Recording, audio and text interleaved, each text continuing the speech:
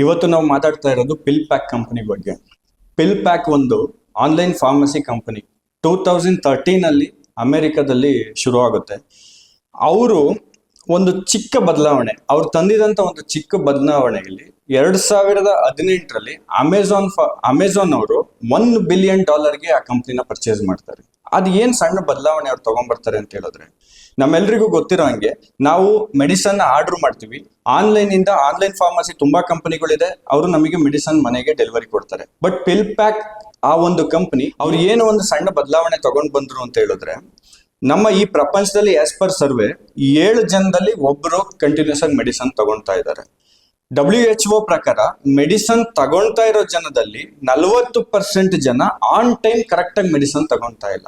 ಈ ಒಂದು ವಿಚಾರ ಅಬ್ಸರ್ವ್ ಮಾಡಿದಂತ ಪಿಲ್ ಪ್ಯಾಕ್ ಕಂಪನಿಯವರು ಅದನ್ನ ಮೆಡಿಸನ್ ಕೊಡೋ ಅಂತ ವಿಧಾನನ ಬದಲಾಯಿಸ್ತಾರೆ. ಏನ್ ಮಾಡ್ತಾರೆ ಅಂತ ಹೇಳಿದ್ರೆ, ಈಗ ಯೂಶಲಿ ಬೆಳಗ್ಗೆ ಒಂದು, ಮಧ್ಯಾಹ್ನ ಒಂದು, ರಾತ್ರಿ ಒಂದು, ಈ ತರ ನಾವು ರೆಗ್ಯುಲರ್ ಆಗಿ ಮೆಡಿಸನ್ ತಗೊಳ್ತೀವಿ.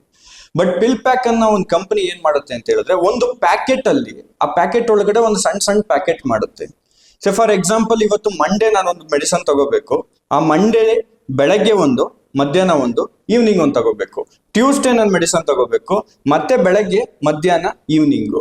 ಈ ತರ ತಗೊಳ್ಳೋದನ್ನ ಆ ಟೈಮಲ್ಲಿ ಕರೆಕ್ಟಾಗಿ ತಗೊಳ್ದೆ ಬೈ ಚಾನ್ಸ್ ಮರ್ತು ಅಥವಾ ಬೇರೆ ಏನೋ ಕೆಲಸದಲ್ಲಿ ಇರೋದ್ರಿಂದ ಮಿಸ್ ಆಗ್ತಾ ಇರುತ್ತೆ ಅವ್ರಿಗೆ ಮೆಡಿಸನ್ ತಗೊಳ್ಳೋದಕ್ಕೆ.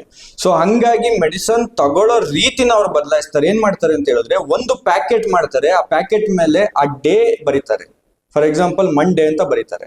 ಅದ್ರ ಒಳಗಡೆ ಚಿಕ್ಕ ಪ್ಯಾಕೆಟ್ಗಳು ಮತ್ತೆ ಇಡ್ತಾರೆ.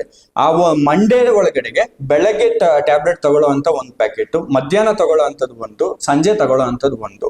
ಇವಾಗ ಒಬ್ಬ ಕಸ್ಟಮರ್ ಅವ್ನ್ ಪಿಲ್ ಪ್ಯಾಕ್ ಇಂದ ಮೆಡಿಸನ್ ತರಿಸ್ಕೊಂಡ್ಬಿಟ್ರೆ ಅವ್ನ್ ಎಲ್ಲಾ ಮೆಡಿಸನ್ ಅವ್ನ್ ವರ್ಕ್ ಪ್ಲೇಸ್ ಆಗಿರ್ಬೋದು, ಅವ್ನ್ ಹೋಗೋ ಜಾಗಕ್ಕೆ ಕ್ಯಾರಿ ಮಾಡೋ ಅವಶ್ಯಕತೆ ಇಲ್ಲ. ಆ ಒಂದು ಪ್ಯಾಕೆಟ್ ಎತ್ಬಿಟ್ಟು ಅವ್ರ ಪಾಕೆಟ್ ಅಲ್ಲಿ ಕ್ಯಾರಿ ಮಾಡಿದ್ರು ಸಾಕು. ಅವ್ರು ಯಾವ್ಯಾವ ಟೈಮಲ್ಲಿ ಏನೇನ್ ತಗೋಬೇಕು ಎಲ್ಲ ಅವ್ರು ಆಲ್ರೆಡಿ ಪ್ರಿಸ್ಕ್ರೈಬ್ಡ್ ಮೆಟೀರಿಯಲ್ಸ್ ಅದ್ರೊಳಗೆ ಇಟ್ಬಿಟ್ಟು ಆಲ್ರೆಡಿ ಅವರು ಪ್ಯಾಕ್ ಮಾಡಿ ಕೊಟ್ಟಿರ್ತಾರೆ.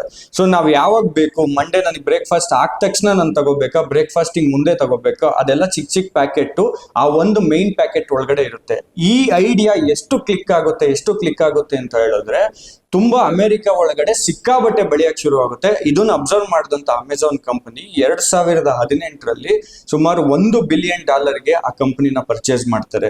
ಸೊ ಮೈ ಡಿಯರ್ ಫ್ರೆಂಡ್ಸ್, ನಾನು ಹೇಳ್ತಿರೋದು ಏನಂತ ಹೇಳಿದ್ರೆ, ನಾವು ಮಾಡ್ತಾ ಇದೀವಿ ಕೆಲಸ, ನಮಗೆ ತುಂಬಾ ಜನ ಕಾಂಪಿಟೇಟರ್ ಇದ್ದಾರೆ, ನಾವು ಬಿಸ್ನೆಸ್ ಅಲ್ಲಿ ಮುಂದೆ ಬರಕ್ ಆಗಲ್ಲ ಅಂತ ಒದ್ದಾಡ್ತಾ ಇದೀವಿ. ಕಾಂಪಿಟೇಟರ್ ಎಷ್ಟೇ ಜನ ಇದ್ರು ಪ್ರಾಡಕ್ಟ್ ನ ಹೆಂಗೆ ಡಿಫರೆಂಟ್ ಆಗಿ ನಾವು ಅಪ್ರೋಚ್ ಮಾಡ್ತೀವಿ, ಅದರಿಂದ ನಮ್ಮ ಬಿಸ್ನೆಸ್ ನ ಮುಂದೆ ತಗೊಂಡು ಹೋಗ್ಬೋದು.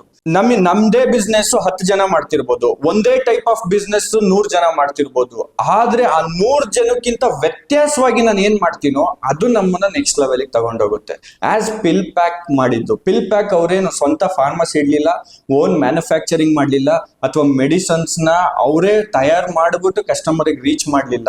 ಅವರು ಒಬ್ರು ಡಿಸ್ಟ್ರಿಬ್ಯೂಟರ್ ಆದ್ರು, ಅವರು ಒಂದು ಆನ್ಲೈನ್ ಫಾರ್ಮಸಿ ಸ್ಟಾರ್ಟ್ ಮಾಡಿದ್ರು. ಬಟ್ ಅದನ್ನ ಯಾವ ತರ ಡೆಲಿವರಿ ಕೊಡ್ತಾರೆ, ಆ ಒಂದು ಚಿಕ್ಕ ಬದಲಾವಣೆ ನಾನು ಹೆಂಗೆ ಕೊಡ್ಬೋದು ಕಸ್ಟಮರ್ಗೆ, ಅವ್ರಿಗೆ ಹೆಂಗೆ ಕನ್ವೀನಿಯನ್ಸ್ ನನ್ನ ಕಡೆಯಿಂದ ಸಿಗುತ್ತೆ ಅನ್ನೋದನ್ನ ಯೋಚನೆ ಮಾಡೋದ್ರಲ್ಲ, ಅದರಿಂದ ಇವತ್ತು ಇಷ್ಟು ದೊಡ್ಡ ಸಕ್ಸಸ್ ನೋಡೋಕ್ಕಾಯ್ತು.